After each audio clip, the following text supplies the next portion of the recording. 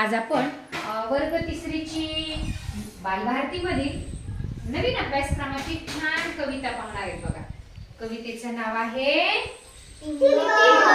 काय? टिंब। बघू आपण टिंबाची करामत। बरोबर आहे।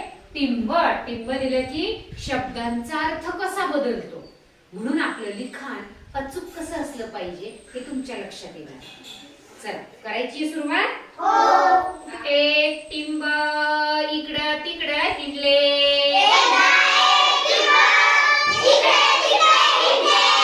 शब्दांच्या बागेमध्ये फुलपाखरू झाले,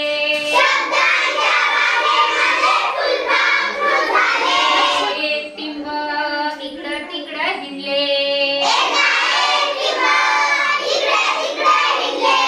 शब्दांच्या बागेमध्ये फुलपाखरू झाले, नदीचा केला आनंदी, माडीची केली मांडी, बाबूचा केला बांबू,